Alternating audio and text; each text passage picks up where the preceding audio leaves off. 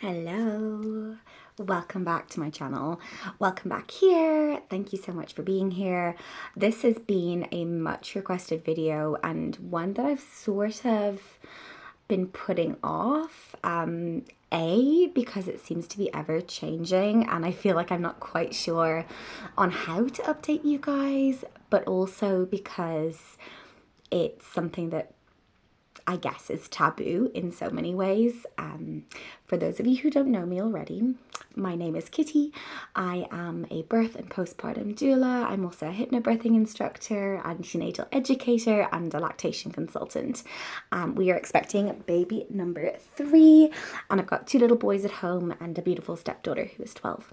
So busy house. I'm also a homeschool mama, running my own business, putting my husband through college, and we have like a little, can I even say homestead, with competing with a lot of other homesteaders on here, but we do stuff, crunchy-ish granola style stuff in the countryside, and some of that includes like bed sharing, baby wearing, and full-term breastfeeding.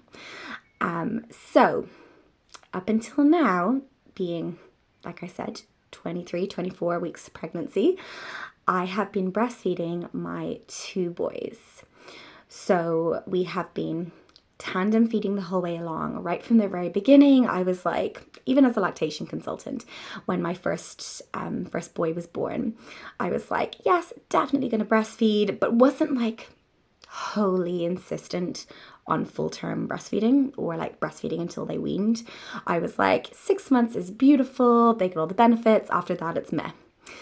And so then when he arrived and we had, a rocky start, and then paired with the connection that we then formed through breastfeeding, it became somewhat of a parenting tool. So anytime he needed, thirst, so hydration, comfort, reassurance, warmth, connection, and any of those things, breastfeeding checked off so many those things in one go. And so I just found myself in this position where I was like, he's really enjoying this. I'm not ready to stop. It's a really lovely parenting tool in so many ways, and it still feels good for me. And so, in knowing through the parents that I had been supporting on their breastfeeding journeys at this point, I was like, well, if it's working for you, it's working for you. So why stop it? And so with that in mind, we were like, well, we want to grow our family. And so I worked on helping my cycles to return, and we fell pregnant with our next pregnancy. Our next pregnancy was a loss, an early loss. But it really drew me into like, okay, if I'm going to continue doing this, I need to support myself a little bit better. And so I really focused in, I dialed in on my nutrition, on my rest, on my movement, on how I could really support my hormones moving forward while continuing to breastfeed my son.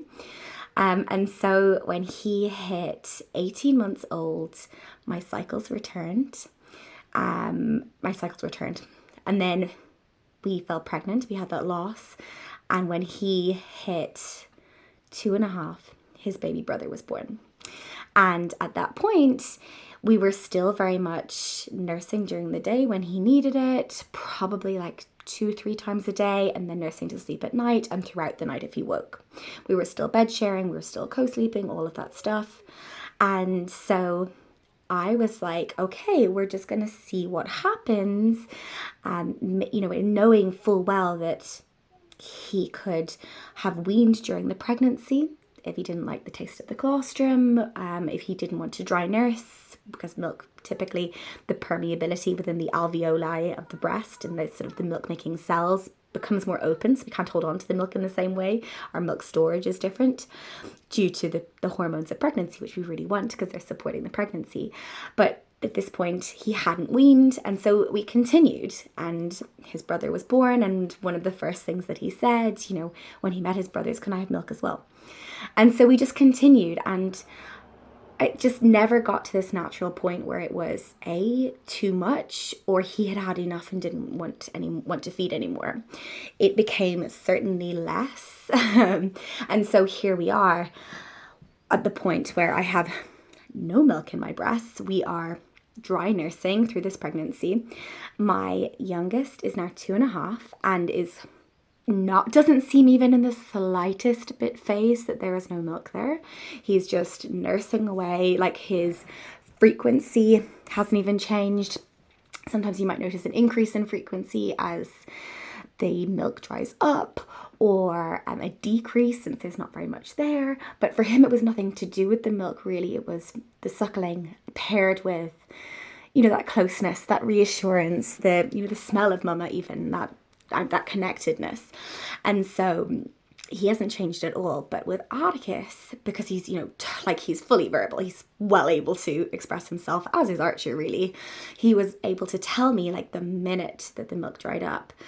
And so I was very curious to, like, okay, so, like, at any point that you don't want milk, you just don't have to ask for it. Like, it doesn't have to be something that we do habitually. We can find other ways to support you to sleep, and all of those other lovely things. He doesn't nap anymore, so that's not part of the picture. But he's very clear that, like, no, when I turn 5, I'm gonna stop, and then I'll be. That feels like a nice age to end, because it's my birthday. And I was like, great, okay. Rolling around to 5, he just celebrated his 5th birthday last month, and I was like fully expecting him to just be like, okay, donezo, had enough. The night of his 5th birthday, he was like, okay, can I have milk after Archer has milk? Bearing in mind, the breastfeeding through pregnancy is not easy for me. First pregnancy feels like a doddle in comparison to this one. In this one, I have experienced all of the things.